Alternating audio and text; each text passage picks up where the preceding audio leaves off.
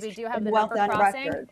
Rick has the details for us. All right, here we go. The big moment we've all been waiting for, our February read on personal income and spending and all those inflation numbers. On the headline, as Steve pointed out, expecting up 0.4%, comes in at up 0.3%.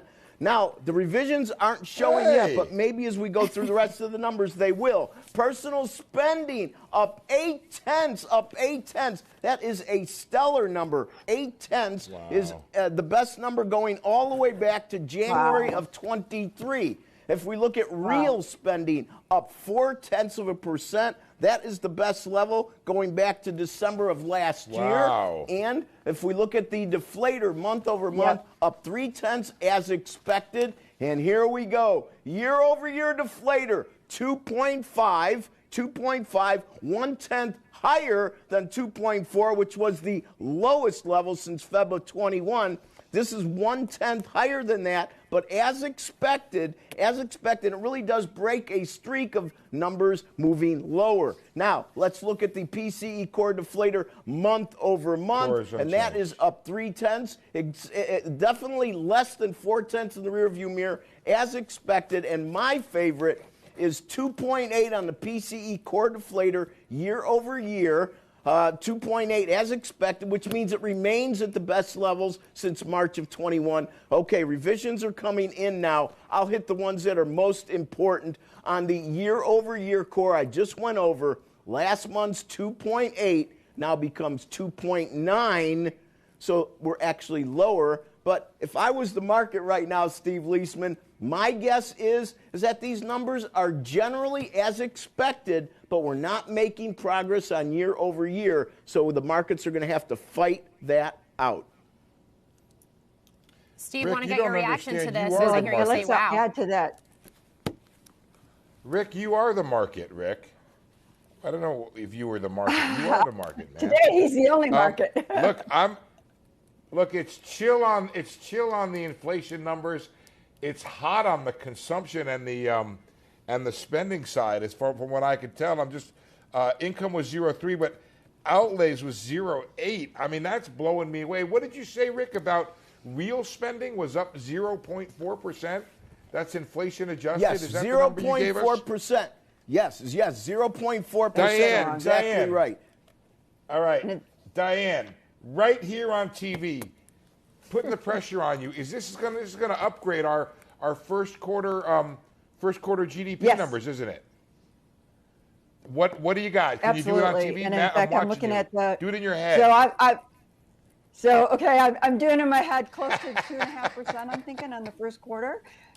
So how's that for you? But I do think what's also important to remember, Waller pointed this out as well, and it's where everyone had declared victory. And Rick, you're right on the year over years, but the 3-month moving average, the 6-month moving average on all of these figures has moved up with these numbers, as far as I can tell, with the revisions as well. They've moved up. That is the wrong direction on momentum for the Federal Reserve on CPI, and with that strong consumption number out there as well. That's going to be, we already have people staking out the sort of pushback for a June cut.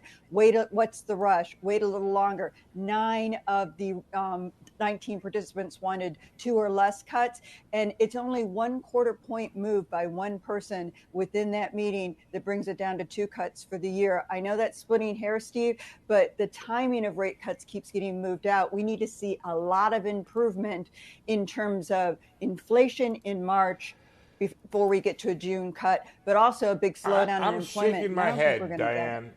Diane, I'm shaking my head because I don't think this market needs to see anything from the Fed. The way they've been trading, it's been quite remarkable, right? I mean, well, the market may not. I'm talking about the Fed. Yes. Fed, I'm saying, right. A very significant, I'll let Rick and Norton talk about this, but I just point out you've had a really significant reset on Fed expectations, down 300 basis points for the year-end funds rate over the course, and stocks have gone up and hit new highs in that context. And I think that's the context for everything we're talking about here today. Did you see that latest inflation report? The personal income, spending, and inflation numbers for February are out, and they're causing quite a stir in the markets. Welcome to InvestMinder, your trusted source for all things finance and investing. If you haven't already, be sure to subscribe and hit the bell icon to stay up to date with our latest videos. Remember, we're here for educational and entertainment purposes only, so don't treat this as professional financial advice. Now let's dive into this highly anticipated inflation report that has everyone talking. The Personal Consumption Expenditures, PCE, Price Index, the Fed's preferred inflation gauge, rose 2.8% annually in February. While this number may seem modest on the surface, it carries significant weight and could have far-reaching implications. Despite the overall inflation rate holding steady, there are intricate details hidden within the data that could potentially sway the Federal Reserve's next move and shake up the markets. Get ready to have your mind blown as we unpack the nuances and break down the juicy tidbits that could make or break your investment strategy. Buckle up, folks, because we're about to embark on a journey through the labyrinth of personal income, spending, and inflation figures. We'll explore the revisions, dissect the nuances, and analyze the potential ripple effects that could shape the economic landscape in the coming months. This is one ride you won't want to miss. Alright, let's dive deeper into the numbers and uncover what they truly mean for investors and the broader economy. One of the standout figures from the report was the 0.8% increase in personal spending, which is a stellar number according to the experts. This marks the highest level we've seen since January 2023, indicating that consumer demand remains resilient despite the ongoing inflationary pressures. But wait, there's more. When we look at real spending, which adjusts for inflation, the picture gets even more impressive. Real spending rose by 0.4%, the highest level since December of last year. This suggests that consumers are not only spending more, but also maintaining their purchasing power, which is a positive sign for economic growth. Now let's turn our attention to the headline inflation number. While the year-over-year PCE deflator came in at 2.8%, as expected, it's worth noting that this figure breaks a streak of lower inflation readings we've seen in recent months. The question on everyone's mind is whether this signals a potential shift in the inflationary trend or if it's just a temporary blip. One area that could provide some insight is the core PCE deflator, which excludes volatile food and energy prices. On a month-over-month basis, the core PCE deflator rose by 0.3%, slightly lower than the previous month's 0.4% increase. However, when we look at the year-over-year figure, the core PCE deflator remained at 2.8%, the same level as in January and the highest since March 2021. These numbers have significant implications for the Federal Reserve's monetary policy decisions. As we know, the central bank has been aggressively raising interest rates to combat inflation, and these latest figures could influence the pace and magnitude of future rate hikes. Some analysts argue that the strong personal spending data coupled with the stubbornly high core inflation rate could prompt the Fed to maintain a hawkish stance, potentially dashing hopes for an imminent pivot or rate cuts later this year. Others, however, point to the moderating monthly core inflation figure as a sign that the Fed's aggressive tightening is starting to take effect, and a pause or slower pace of rate hikes could be on the horizon. The debate rages on, and the markets are likely to remain volatile as investors attempt to decipher the Fed's next move. Will the central bank continue its crusade against inflation, even at the risk of potentially tipping the economy into recession? Or will they take a more measured approach, balancing the need to control prices with the desire to sustain economic growth? One thing is clear, these inflation numbers are not just mere statistics, they have far-reaching consequences for your investment portfolio, retirement savings, and overall financial well-being. Stay tuned as we continue to unpack the nuances and potential market implications in the upcoming segments. Another critical aspect of the inflation report that deserves closer examination is the divergence between the headline and core inflation figures. While the overall PCE deflator rose by 2.8% year-over-year, the core measure, which excludes volatile food and energy prices, remained unchanged at the same level. This divergence highlights the role that energy and food costs have played in driving overall inflation over the past year. As we know, the Russian invasion of Ukraine and subsequent supply chain disruptions have caused significant spikes in global energy and commodity prices, contributing to the broader inflationary pressures. However, the fact that core inflation has remained steady suggests that underlying price pressures in other sectors of the economy may be moderating. This could be a positive sign for the Federal Reserve, as it implies that their aggressive interest rate hikes are starting to have the desired effect of cooling demand and bringing inflation under control. But before you break out the champagne, it's important to note that the core inflation figure is still well above the Fed's target of 2%, and policymakers have repeatedly emphasized their commitment to bringing inflation back down to that level. One aspect of the report that has raised some eyebrows is the disparity between income growth and spending. While personal income rose by a modest 0.3%, spending surged by a whopping 0.8%, far outpacing income gains. This could be a cause for concern, as it suggests that consumers are dipping into their savings or taking on more debt to maintain their spending habits. Such behavior may be unsustainable in the long run, especially if inflationary pressures persist and interest rates continue to rise. This could potentially lead to a slowdown in consumer spending, which accounts for a significant portion of economic activity in the United States. On the other hand, some analysts view the robust spending figures as a sign of consumer resilience and confidence in the face of economic headwinds. They argue that as long as the labor market remains strong and wage growth keeps pace with inflation, consumers will have the means to sustain their spending patterns. Another factor that could influence the inflation trajectory is the ongoing supply chain disruptions and labor shortages. While these issues have shown signs of improvement in recent months, they continue to contribute to higher costs for businesses, which are often passed on to consumers in the form of higher prices. As we look ahead, all eyes will be on the March inflation data, which could provide further clarity on the direction of price pressures. If inflation continues to moderate, particularly in the core measures, it could bolster the case for a potential pause or slower pace of rate hikes from the Federal Reserve. However, if inflation remains stubbornly high or accelerates, it could force the central bank's hand, leading to more aggressive tightening measures and potentially heightening the risk of an economic downturn. Regardless of the outcome, one thing is certain: these inflation numbers will continue to be a driving force in the markets, shaping investment decisions, consumer behavior, and the overall economic landscape. Stay tuned as we continue to analyze the implications and potential scenarios in the coming segments. While the inflation report provides a comprehensive overview of price pressures across the economy, it's crucial to dive deeper into the underlying components to gain a more nuanced understanding of the inflationary forces at play. One area that warrants closer examination is the services sector, which has been a significant driver of core inflation in recent months.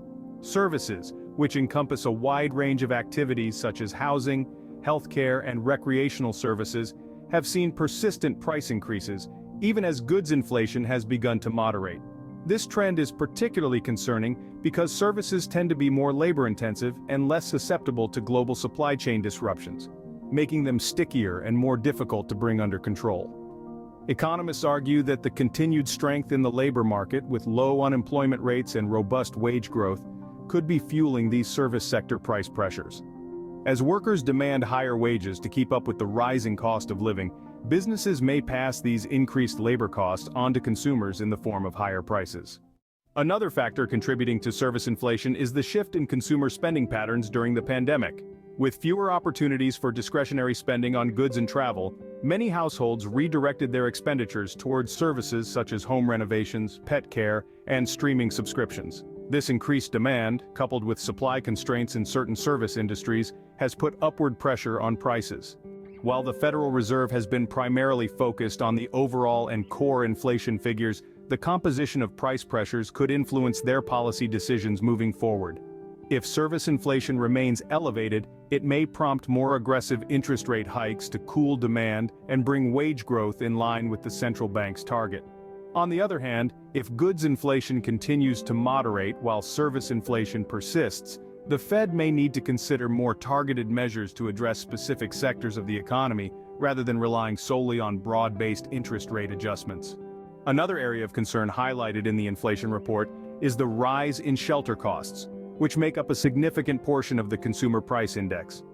Rental prices and owner's equivalent rent, which measure the cost of homeownership, have been steadily increasing, driven by factors such as tight housing supply, rising mortgage rates, and strong demand in certain markets.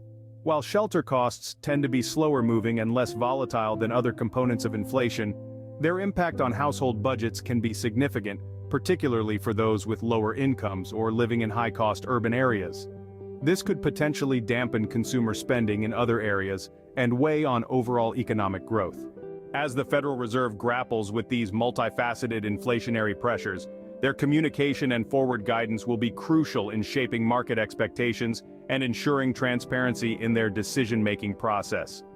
Clear and consistent messaging from policymakers could help alleviate market volatility and provide investors with the clarity they need to make informed choices. With so many moving parts and interconnected factors at play, the path forward for inflation and monetary policy remains uncertain. However, one thing is clear. The implications of these numbers extend far beyond the realm of economic data and statistics, directly impacting the financial well-being of individuals, businesses, and the overall stability of the broader economy. While the inflation report primarily focuses on consumer prices, it's important to recognize that inflationary pressures can also manifest in other areas of the economy, such as asset prices and investment markets. One area that has garnered significant attention in recent years is the housing market, where soaring property values and rental costs have become a major concern for both homeowners and renters alike. The combination of low interest rates, tight housing supply, and strong demand fueled by demographic shifts and migration patterns has led to a steep rise in home prices across many regions of the country. This has made it increasingly difficult for first-time buyers and those with lower incomes to enter the housing market, exacerbating issues of affordability and wealth inequality. While the Federal Reserve's interest rate hikes have aimed to cool down the housing market by making mortgages more expensive, the impact has been somewhat muted so far. Many analysts argue that addressing the supply-demand imbalance in the housing sector will require more targeted policies and incentives to spur new construction and increase inventory levels. Another area where inflationary pressures have been evident is in the realm of financial assets, such as stocks and bonds. The unprecedented monetary stimulus and low interest rate environment of the past decade has contributed to a prolonged bull market, with asset prices reaching historically high valuations. While some argue that these asset price increases reflect the underlying strength of the economy and corporate earnings, others warn of potential bubbles and excessive speculation fueled by easy money and the fear of missing out, FOMO, among investors. If inflationary pressures persist or accelerate, it could prompt the Federal Reserve to raise interest rates even higher, potentially puncturing these asset bubbles and leading to a significant market correction. This could have far-reaching consequences for investment portfolios, retirement savings, and overall household wealth. Beyond the realm of consumer prices and asset values, inflation can also impact businesses and industries in various ways. For example, companies that rely heavily on imported raw materials or components may face higher input costs, squeezing profit margins and potentially leading to layoffs or price increases for consumers. Additionally, sectors with significant labor costs, such as hospitality and healthcare, may struggle to attract and retain workers if wage growth fails to keep pace with rising living expenses. This could lead to labor shortages, disruptions in service delivery, and further inflationary pressures as businesses attempt to offset higher labor costs. As the inflation debate rages on, it's crucial for investors, policymakers, and consumers alike to remain vigilant and adaptable. Unexpected developments such as geopolitical tensions, supply chain disruptions, or shifts in consumer behavior could rapidly alter the inflationary landscape, requiring swift and decisive action. Keeping a close eye on economic indicators, monitoring central bank communications, and maintaining a diversified investment portfolio can help individuals and businesses navigate these uncertain times and mitigate the potential risks posed by persistent inflation. As we come to the end of our exploration into the latest inflation report, it's clear that the implications extend far beyond mere numbers on a page. These figures have the power to shape the economic landscape, influence investment decisions, and impact the financial well-being of individuals and businesses alike.